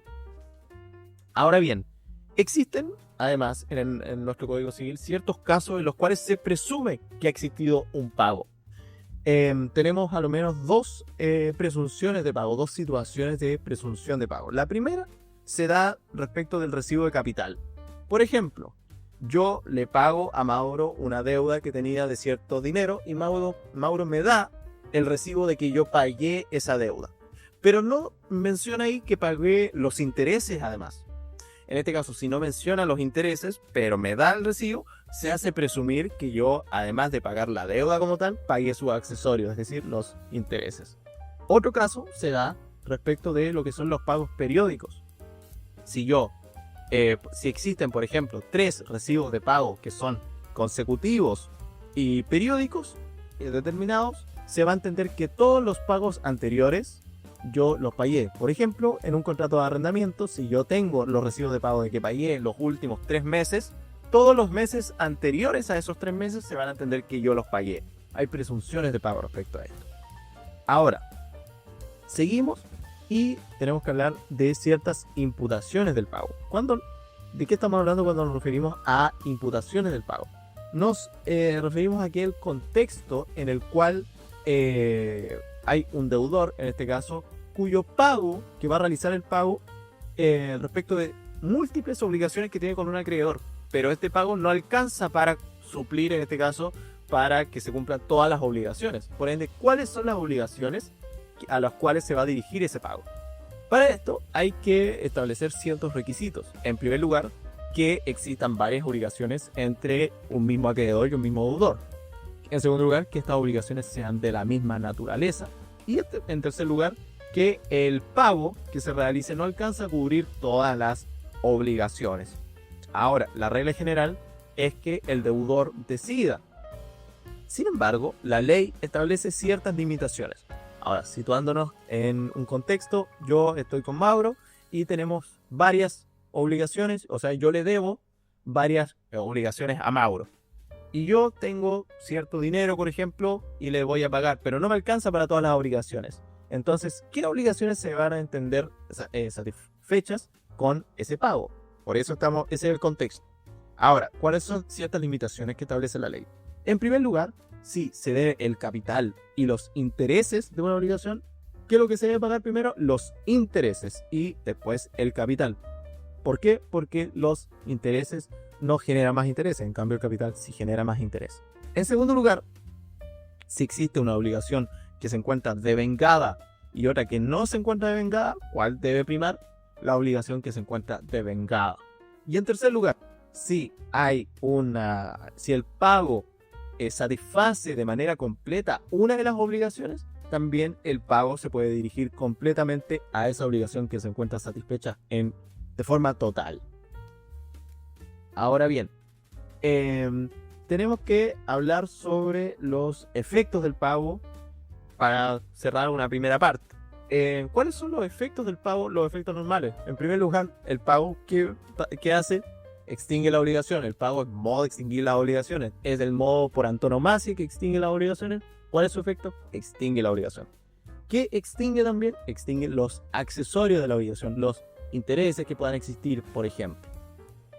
Hay dos excepciones, en las cuales el pago no va a extinguir la obligación. Una es el pago parcial, lo que dijimos en su momento. Por ejemplo, Mauro me debe 1.000 pesos y me paga 500. Me pagó, pero fue un pago parcial. Aún subsiste la obligación respecto de los demás 500 pesos. Y en segundo lugar, respecto del pago por subrogación. ¿Por qué? Lo voy a dejar ahí, porque ahora lo vamos a entrar a analizar respecto de las modalidades de pago. Mauro. Efectivamente. Seguimos en pago para que no se pierdan, ¿cierto? Ahora vamos a hablar de ciertas modalidades del pago. Estas pueden ser el pago por subrogación, el pago por consignación y la dación en pago. ¿Qué es entonces el pago por subrogación? Primero, hablemos de la subrogación, antes de llegar a eso, ¿cierto? La subrogación es una situación en donde una cosa o una persona pasa a ocupar la misma situación jurídica de una que sustituye. De este concepto entonces podemos desprender de que la subrogación puede ser real o personal. Real si es que es una cosa a la que se sustituye por otra, o personal si es que es una persona a la que se sustituye por otra. Centrándonos en la subrogación real, no hay una regulación sistemática en nuestro Código Civil, sino que hace referencia en ciertas partes, como por ejemplo en tema de sociedad conyugal sobre ciertos inmuebles, que yo vendo un inmueble y con ese mismo dinero compro otro y se entiende de que es el mismo, se sustituye uno por otro. Claro. A eso hace alusión la subrogación, se sustituye uno por otro pero se hace la ficción de que es lo mismo. Y la subrogación personal entonces, encontramos un ejemplo del Código Civil en la acción oblicua, indirecta o subrogatoria que tienen los acreedores respecto de los deudores. ¿Cuándo ocurre esto? Yo soy acreedor de Matías Vázquez, por ejemplo. Y Matías Vázquez, a su vez, tiene muchas acciones con otros deudores. Pero él no las quiere llevar a cabo. ¿Por qué? Porque él sabe que si las lleva a cabo, voy a estar esperando yo para hacer mi acción ahora, ¿cierto? Sí. Claro, entonces como Matías no utiliza su acción, yo a través de esta acción oblicua, indirecta o subrogatoria, hago una ficción de que yo soy Matías Vázquez y por tanto yo ejerzo esas acciones, ingresan al patrimonio de Matías y después yo voy a ser. Así que ya habiendo establecido qué es la subrogación, cuando hay un ejemplo de subrogación real y personal, entonces pasemos a la subrogación o al pago por subrogación propiamente tal. Lleguemos entonces a este tema. El artículo 1608 de nuestro Código Civil define el pago por subrogación como la transmisión de los derechos del acreedor a un tercero que lo paga.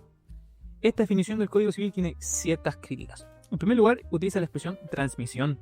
La transmisión es propia de los actos por causa de muerte. El causante transmite sus bienes, ¿cierto?, a sus herederos. En cambio, los actos entre vivos se utiliza la expresión transferir, transferir. Es importante esa distinción. Sin embargo, se justifica la utilización de esta expresión, pues se produciría un fenómeno similar a la sucesión por causa de muerte. Además, se entiende en virtud del artículo 1108 que tenga la mano, ¿cierto?, de que siempre debe efectuarse este pago por un tercero. Y no siempre es así porque puede que el tercero preste dinero para que el mismo deudor pague y aún así se efectuaría esta subrogación. Y en último lugar, el 1608 tampoco establece de manera clara esta ficción legal. ¿En qué consiste esta ficción legal? El pago, como ustedes deberían saber ya, tenerlos claro, el pago se extingue la obligación. Es el método por antonomasia, lo repito, lo recalco con negrita subrayado allí. El pago extingue la obligación. Por tanto, se hace una ficción legal. Un tercero paga y sin embargo la obligación no se extingue porque se utiliza esta ficción legal de que sigo siendo yo el acreedor. Se sustituye una persona por la otra. Y el artículo 1608 no establece claramente esta ficción. Por tanto, la doctrina establece una definición más clara del pago por subrogación, que sería como la sustitución del sujeto activo de una relación jurídica obligatoria que se produce en virtud del pago que hace un tercero del acreedor, en términos tales que aquel pasa a ocupar el lugar jurídico de este último en la relación. Dicho eso, entonces se manifiestan tres intervinientes o tres sujetos en esta relación jurídica. En primer lugar, el acreedor, ¿cierto? El acreedor subrogado, el subrogante y el deudor. Entonces hay un acreedor inicial, recibe un pago, deja de ser, se va de la ecuación, no lo vemos nunca más. Claro. El tercero que pagó pasa a ser el nuevo acreedor y el deudor se mantiene, no, nunca cambia. De repente ve que cambia su acreedor, pero no interviene para el jurídico. Interesa. Claro. Tiene que notificarle de todas formas al deudor. Dicho eso, encontramos clasificaciones del pago por subrogación. Encontramos la subrogación legal y la convencional. Esto es un tema que nosotros ya advertimos hace un rato. Sí, es verdad. Así que esto es súper importante. Respecto de los terceros que no tenían ni el consentimiento y el expreso rechazo. Así que para que lo recuerden. La subrogación legal, ¿qué es? Artículo 1610. Es aquella que opera por el Ministerio de la Ley y aún en contra de la voluntad del acreedor y opera en favor de las personas que alude el mismo artículo. ¿Quiénes serían estas entonces? El acreedor que paga a otro acreedor de mejor derecho en razón del privilegio o de hipoteca. El que, habiendo comprado un inmueble, es obligado a pagar a los acreedores a quienes el inmueble está hipotecado. Del que paga una deuda a que está obligado solidaria o subsidiariamente. Esto es lo que nosotros hemos estado estudiando sobre todo en este capítulo. Del heredero beneficiario que paga con su propio dinero las deudas de herencia. Del que paga una deuda ajena consintiendo la expresa o tácitamente el deudor. Claro. Y del que ha prestado dinero al deudor para el pago, constando así en escritura pública, etcétera, etcétera, etcétera. Por tanto, son situaciones que la misma ley establece que se genera de manera automática, aún en contra de la voluntad del acreedor, esta subrogación. Ahora, la subrogación convencional es aquella que se efectúa en virtud de una convención entre el acreedor, cuando éste, recibiendo de un tercero el pago de una deuda, lo subroga voluntariamente en todos sus derechos y acciones correspondientes. Convención final. Aquí ya no opera porque solo efecto de la ley, sino que yo pago, ¿cierto? Le digo al acreedor, oye, ¿te gustaría que me subrogara? Ok, listo, recibe este pago y me subrogo. ¿Cuáles son los requisitos entonces para esta subrogación convencional esta vez? El pago debe realizarlo un tercero ajeno a la obligación. Tiene que existir la voluntad entre el acreedor y el tercero que está pagando, ¿cierto? Hablamos de que la ley opera ante la voluntad del acreedor. Esto no, se requiere la voluntad. La subrogación debe realizarse en el momento en que se realiza el pago. ¿Por qué? Nuevamente, el pago extingue la obligación, por tanto, inmediatamente tiene que utilizarse esta ficción de subrogación, porque si no, si yo después digo, uy, pagué ayer, pero me gustaría ahora hacer, no, porque se extinguió la obligación. No. Además, esta subrogación, ¿cierto? Esta convención debe realizarse en la carta o en el del pago o el recibo, y deben observarse las reglas de la cesión de créditos. Esto es notificar, ¿cierto?, al deudor de que, oye, tu acreedor cambió. Claro. Ahora bien, ¿cuándo, cierto, se hará esta subrogación convencional? En dos casos, que ya los vimos, los mencionamos y los recalco. Cuando el tercero paga en contra de la voluntad del deudor y cuando el tercero paga sin consentimiento o conocimiento del deudor. Cuando paga en contra o sin consentimiento. No es lo mismo. No sé si nos faltó mencionarlo, pero el pago que se realiza debe ser con dinero propio, porque si se paga con dinero, ¿cierto?, del deudor, se entenderá que es un mandato y se extingue inmediatamente la obligación. ¿Cuáles son los efectos entonces de esta subrogación general, tanto de la legal como de la convencional? Es que quien paga, el tercero, ¿cierto?, pasa a ocupar la misma calidad que tenía el primer acreedor. Se hace una ficción en virtud de la cual la obligación persiste, incluso habiendo pagado, y se adhiere al patrimonio del tercero. Por tanto, yo adquiero, primero, todas las acciones y derechos que existen en el momento de la subrogación. Todas las acciones y derechos. Aquí hay una distinción, ¿cierto?, sobre si son todos los derechos o son solamente lo que se pueden transferir, ¿cierto? Claro. Si los personales también. Hay una discusión, ¿cierto? Pero finalmente hay doctrina mayoritaria a que es todo tipo de derechos, porque así lo establece el artículo. Dice todo tipo de derechos, sin hacer distinción alguna. En segundo lugar, también se traspasan todos los privilegios. Por el solo efecto de la subrogación se traspasan los privilegios del crédito. ¿Cuáles son estos privilegios del crédito? Lo vamos a explicar más adelante, pero por ejemplo, el tema de la prelación del crédito, que es un privilegio muy importante. Sí. Y finalmente también se traspasan todas las cauciones. En virtud de la subrogación, el crédito se pasa al nuevo acreedor de las con prendas, hipotecas, etc. Todas las cauciones también se adquieren. Por tanto, para recalcar, el tercero que paga, ¿cierto?, pasa a ser la misma persona. Es una ficción. Es como si nunca hubiera cambiado nada. Se mantiene. Dicho eso, entonces, hay ciertas instituciones jurídicas que se asemejan al pago por subrogación. Encontramos la novación por un lado y la cesión de crédito por el otro. ¿Cuáles son las diferencias? ¿Cómo podemos decir, ok, estamos frente a un pago por subrogación o estamos frente a una novación, etcétera? La novación es un modo de extinguir las obligaciones, que vamos a explicar más adelante, que consiste en extinguir una obligación para iniciar una nueva. Convencionalmente nos unimos y dejemos sin efecto esta obligación y hagamos esta nueva. Podemos cambiar las personas, el objeto, etc. Pero, ¿cuál sería la diferencia entre hacer una novación en donde cambiemos al acreedor de un pago por subrogación? ¿Cuál sería el efecto? Bueno, si son atentos, lo acabo de decir. La novación extingue la primera obligación para dar nacimiento a una segunda. En el pago por subrogación se entiende de que nunca se extingue la obligación. Se mantiene. Se mantiene en mi patrimonio ahora, no en el del acreedor primigenio, sino en mi patrimonio. Por tanto, hay una diferencia clara. Ahora, la cesión de crédito y el pago por subrogación tienen más elementos en común. En primer lugar, la diferencia clara está en que la cesión de crédito supone un acuerdo de voluntades entre el cedente y el cesionario. Sin embargo, tratándose el pago por subrogación legal, este opera incluso en contra de la voluntad del acreedor. ¿Ok? Entonces ahí no hay ningún problema. Pero ¿qué pasa con el pago por subrogación convencional? En este caso también se requieren se requiere acuerdo, ¿cierto? Entonces ahí hay una similitud. Entonces pasamos a la siguiente diferencia. La cesión de créditos es solemne. En cambio, el pago por subrogación es netamente consensual. Por tanto, ahí se distingue claramente cuál es cuál. Y en tercer lugar, y ya como guinda de la torta, el cesionario puede exigir el cobro total del crédito. Sin embargo, el pago subrogante solo puede exigir que se restituya lo que él pagó al acreedor. Dicho eso, entonces, terminado con esta figura del pago por subrogación, pero todavía quedan dos modalidades de pago. Sí, efectivamente, Mauro.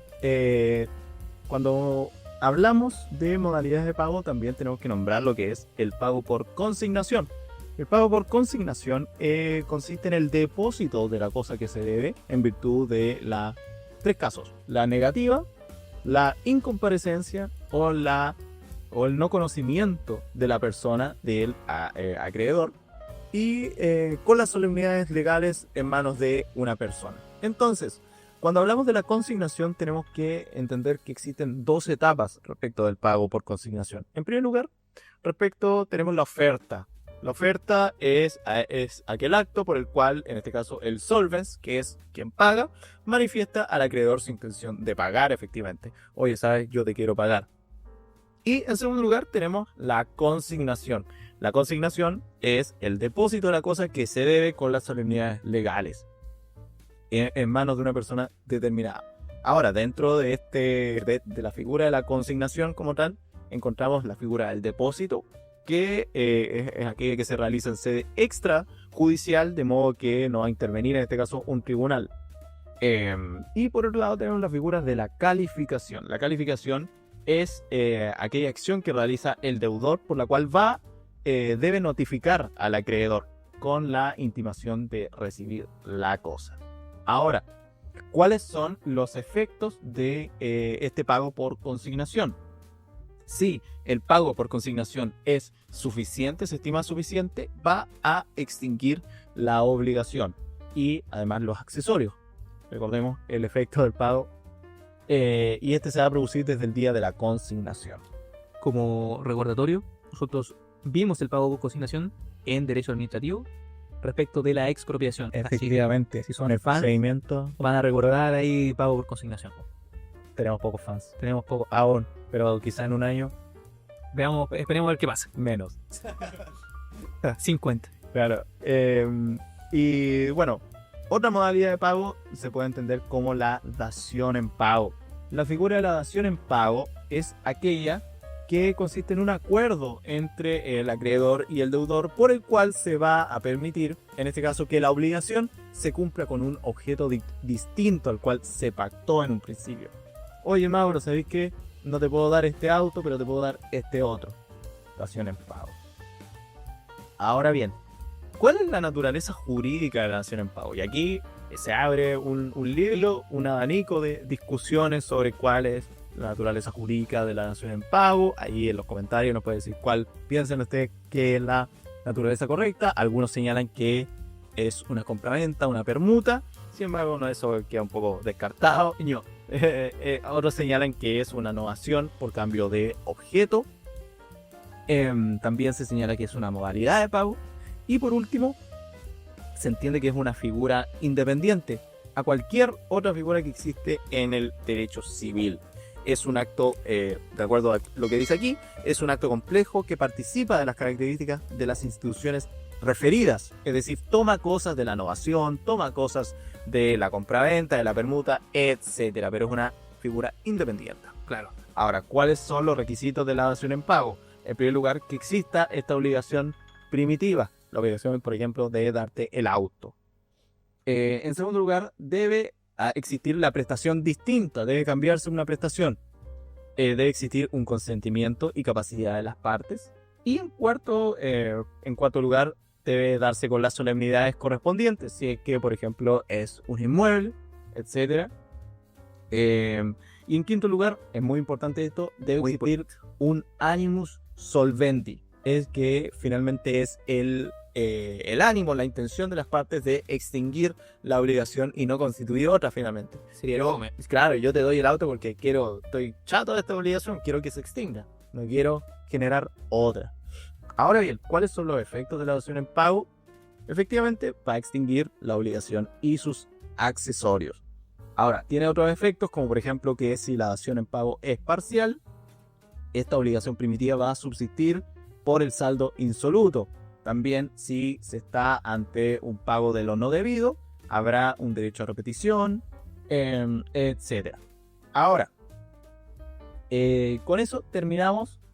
Finalmente, el pago y su modalidad, sus efectos, las partes, el objeto, fue harto, pero tómense esta pausa para ir a refrescarse, tomar agüita, comer algo y seguimos hasta la última parte, que es los otros modos de extinguir la obligación. Los esperamos.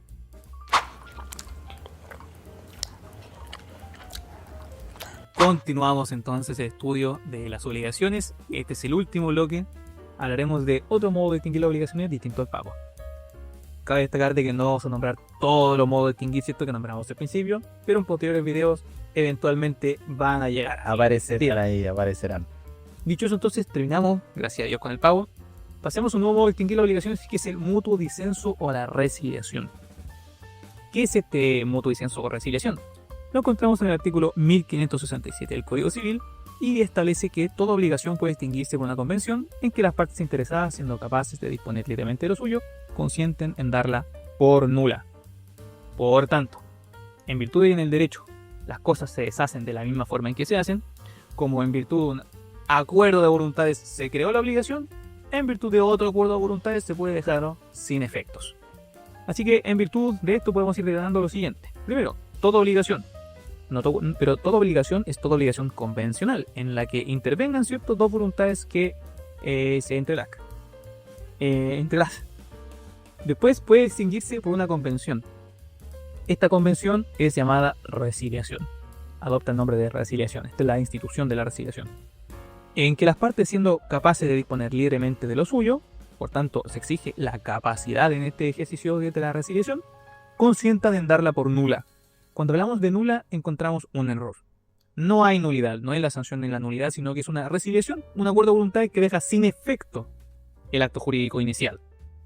Dicho esto entonces, y como acabo de mencionar, como las cosas nacen y se extinguen de la misma manera, ¿cierto? Si el nacimiento de la obligación fue formal, también deberá ser formal la manera en que se lo extingue. Dicho eso entonces, es un acuerdo de voluntad que extingue la obligación, pasamos a la novación. ¿Qué es la novación? Se encuentra contenida en el artículo 1628 al 1651 y se establece de que es una sustitución de una obligación con otra anterior, quedando en consecuencia extinguida la primitiva. Por tanto, se elimina una obligación inicial para pasar a una segunda. ¿Qué características tiene la novación? Primero, es un modo de extinguir la obligación, como estamos hablando, ¿cierto? En segundo lugar, es una convención sustitutiva, porque se cambia una obligación por otra.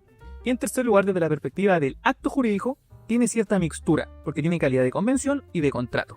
Recordemos que las convenciones son actos que tienen como fin crear, modificar o extinguir relaciones jurídicas, y el contrato solamente crear relaciones jurídicas. Por tanto, a través de esta convención se elimina una obligación principal y a virtud del contrato se crea una nueva. ¿Cuáles son los requisitos entonces para que concurra, ¿cierto?, la novación? En primer lugar, que exista una obligación primitiva y que ésta sea válida y que la nueva obligación también lo sea. En segundo lugar, que entre la obligación primitiva y la obligación nueva debe existir una alteración sustancial que pueda recaer en el objeto, en el acreedor o en el deudor. En tercer lugar, las partes que intervienen tienen que ser capaces, requisito de todo acto jurídico. Y en cuarto lugar, importantísimo, debe existir un animus novandi. ¿Qué quiere decir? Que debe existir una intención de novar, de utilizar esta institución de la novación. ¿Por qué? Porque si no se manifiesta de manera expresa esta intención de novar, se entenderá de que no funciona como modo de extinguir la obligación y por tanto sale otra obligación que son paralelas, las dos conjuntas igualmente válidas. Por tanto, se debe manifestar de manera expresa que se está novando. Clasifiquemos entonces las novaciones. Como expliqué, puede cambiar el objeto, el acreedor o el deudor. Si cambia el objeto, entonces no se altera ni el acreedor ni el deudor, sino el objeto propio de la prestación. Se entiende de que no habrá novación cuando solamente se modifique el lugar donde se debe efectuar el pago, El plazo, el plazo de manera para aumentarlo o reducirlo. En este caso no habrá novación, debe cambiarse el objeto de la sustancia. En segundo lugar, se puede cambiar también el acreedor. En este caso, no se cambia el objeto, se cambia el sujeto del acreedor. El deudor tampoco cambia. Y en este caso debe haber un acuerdo de voluntades. ¿Entre quién? Un acuerdo de voluntades entre los acreedores, ¿cierto?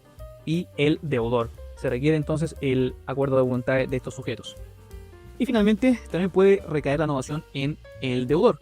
En este caso no se requiere acuerdo de voluntad del deudor que está cambiando, ¿cierto? Pero sí se requiere la voluntad del nuevo deudor. Y también, por sobre todo, es la voluntad del acreedor, porque tiene que saber cuál es el patrimonio nuevo al que tiene que ir dirigido, ¿cierto? Entonces no me conviene que aparezca un nuevo deudor que no tiene patrimonio al cual dirigirme. Esos son los efectos, entonces, son las situaciones en las que se puede dar y cuáles son los efectos de esta novación. Los efectos de la novación, entonces, es que se extinguen las obligaciones, es un modo de extinguir y nace otra nueva. Pero nos encontramos con una institución que es la reserva de garantías. Hay una ficción, en este caso, en la cual, a pesar de que yo haya extinguido la primera obligación para hacer surgir otra nueva, de la primera se guardan ciertas cauciones o ciertas herramientas que me permiten asegurar el cumplimiento de la segunda. Aquí encontramos, por ejemplo, las hipotecas, ¿cierto? Todo tipo de gravámenes. Claro. Y los requisitos para que concurra esta reserva de garantías es que debe ser simultánea o anterior a la novación. ¿Por qué? Nuevamente, la novación extingue las obligaciones. Nuevamente, no me sirve al día de mañana acordarme de que tenía cauciones que no ocupé, tengo que ser en el momento. En segundo lugar, si la prenda o hipoteca recaen en cosas empeñadas o hipotecadas pertenecientes a terceros, se requiere su consentimiento. Además, también, si la reserva solamente alcanza al monto de la prenda o la hipoteca respecto de la obligación primigenia. Por tanto, no puedo la segunda obligación ser de mayor monto, no, tiene que ser el monto de la obligación primigenia. Y en cuarto lugar, la prenda o hipoteca no puede afectar los bienes de terceros. Dicho eso, entonces pasamos a otro modo de extinguir las obligaciones, que es la prescripción extintiva. La prescripción extintiva se regula a partir de los artículos 2492 y siguientes. ¿Qué se expone en este artículo? Es un modo de extinguir las acciones y derechos ajenos por no haberse ejercido dichas acciones y derechos durante cierto lapso de tiempo y concurriendo a ordenar requisitos legales. Entonces, para que opere esta prescripción extintiva, encontramos ciertos requisitos que se pueden desprender de la misma definición de este artículo. Pero en primer lugar, la acción debe ser prescriptible. Es el primer Es requisito. el primer requisito, por antonomasia. Primero determinar esta acción es prescriptible o no. Por regla general, por certeza jurídica, por generalísima, siempre van a prescribir las acciones. Pero hay ciertas excepciones, como todo en el derecho. Por ejemplo, la acción de reclamación de estado civil, la acción de partición, etc. Claro. En segundo lugar, la prescripción debe ser alegada. Quiere decir que el juez no puede de oficio andar declarando prescripción, ¿cierto? Hay excepciones igual. Hay ciertas excepciones, claro. Pero por regla general, ¿cierto? Debe ser solicitada, debe ser alegada. Claro. Por ejemplo, a las excepciones tenemos la prescripción de la acción ejecutiva, excepcionalmente, o de la acción penal. Justamente. Pero por regla generalísima debe ser alegada. Esto es una manifestación del principio dispositivo en virtud de la cual las personas deben y disponen, ¿cierto?, de sus acciones y tienen ellos la facultad de ejercer. Claro. ¿Y quién la puede alegar? ¿Quién puede alegar? ¿Quiénes son los legitimados para alegar esta prescripción extintiva? Bueno, el deudor, primeramente, ¿cierto? El que más puede beneficiarse de toda esta prescripción, pero también los terceros que hayan empeñado o hipotecado algún bien propio para la obligación ajena. Hemos hablado o al harto de aquellos. ¿Cómo se alega la prescripción? ¿Cuál es la forma en que se alega? Bueno, esto tiene reglas en el Código Procesal Civil, ¿cierto? En el artículo 310 en particular. Es una excepción perentoria o anómala. Por tanto, se puede oponer no solo en escrito de contestación de la demanda, sino que durante toda la secuela del juicio. Hasta en primera instancia. Hasta antes de oír sentencia en primera instancia, Claro. y antes de la vista de la causa en la segunda. En la segunda, eso es Claro, está sobre recalcarlo. muy bien, sí. Ahora bien, la prescripción se puede renunciar. ¿Pero cuándo se puede renunciar? Imaginemos que un plazo de 10 años. Yo no puedo renunciar a los 5 años y decir, hoy renuncio a la prescripción. No, una vez que pasan los 10 años, una vez cumplida la prescripción, ahí recién se puede renunciar. Dicho eso, entonces hay otros dos requisitos que lo va a explicar mi compañero. Me toca, creo yo. Ya es El momento. El tercer requisito de la prescripción es el transcurso del tiempo. Lo dice en la definición. Tiene que pasar cierto tiempo. ¿Cuál es el plazo? Por regla general, el establecido por la ley.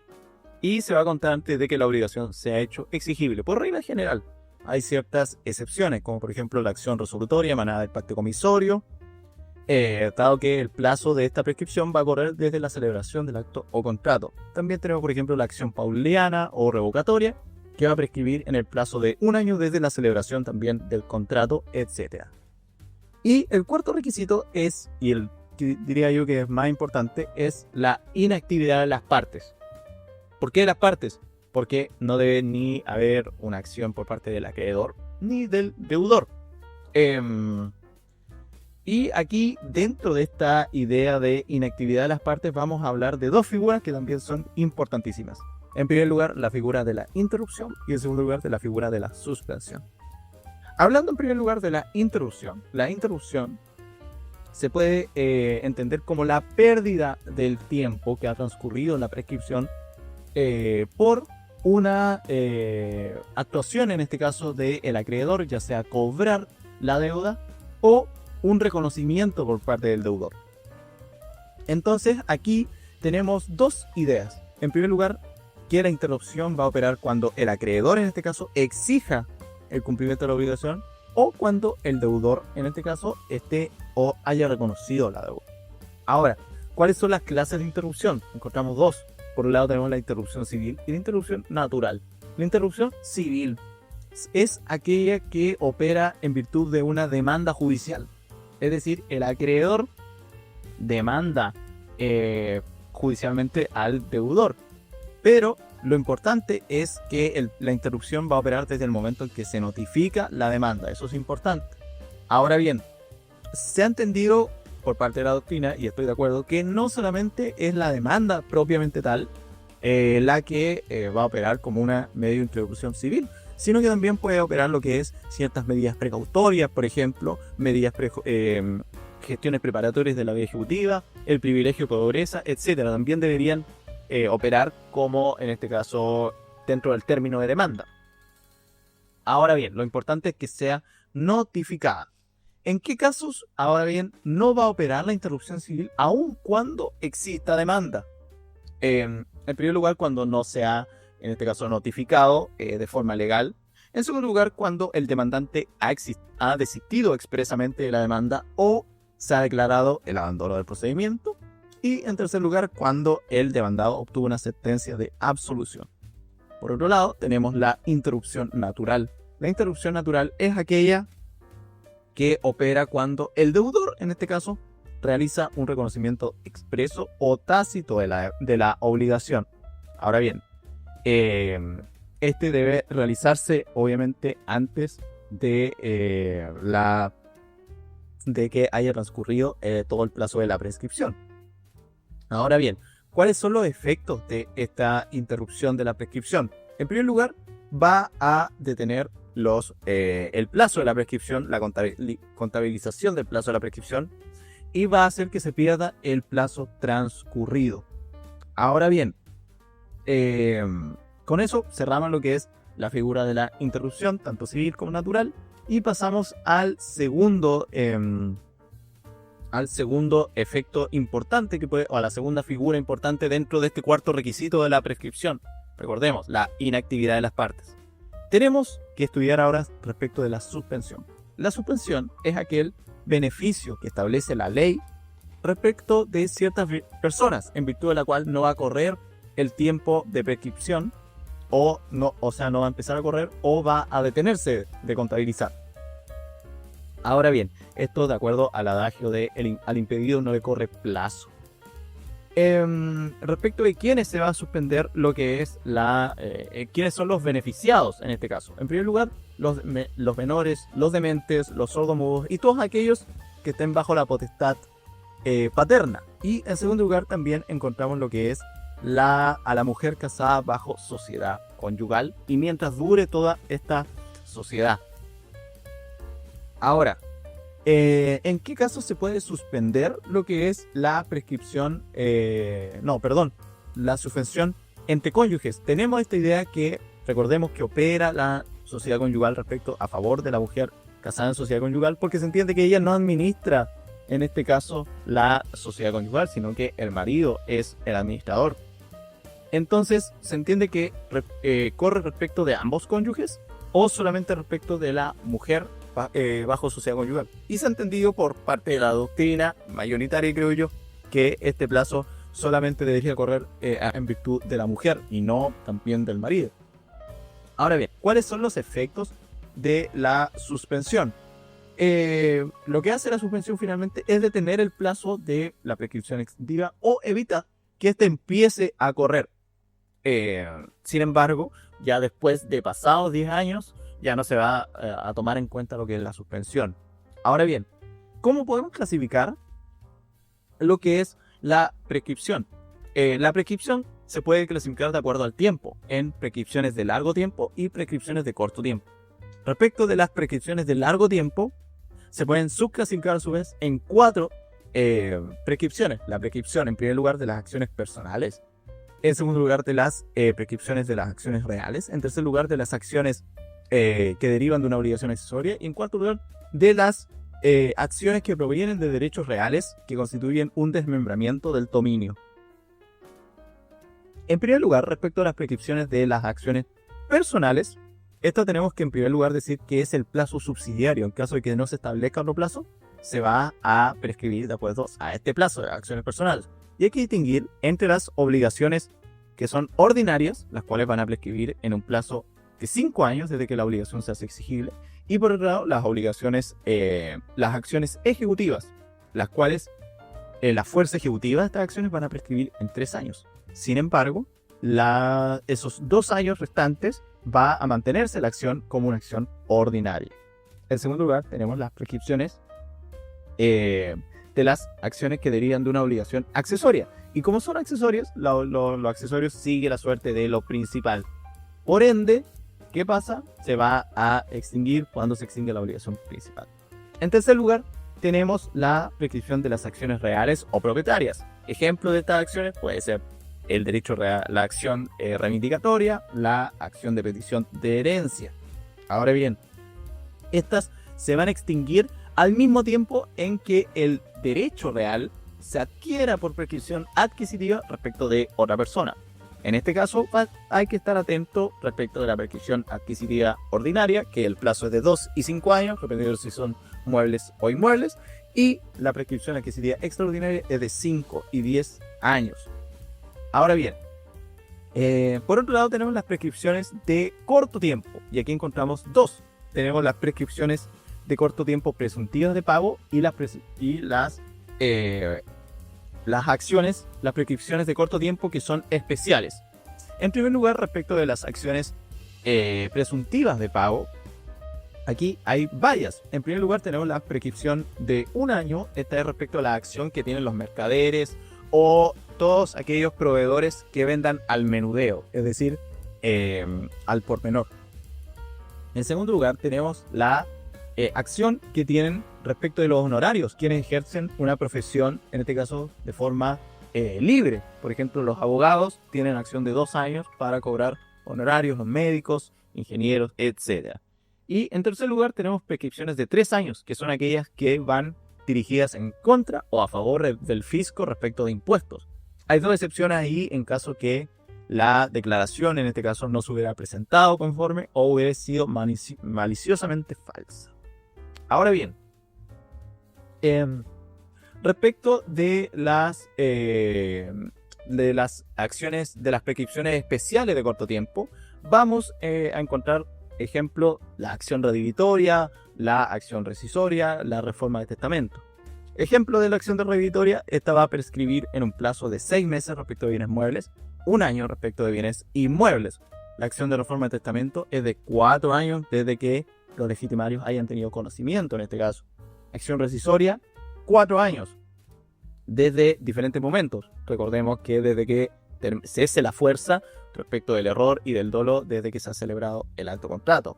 Y la acción pauliana o revocatoria, que va a prescribir en el plazo de 1 año respecto desde que se celebró el acto o contrato. Ahora bien,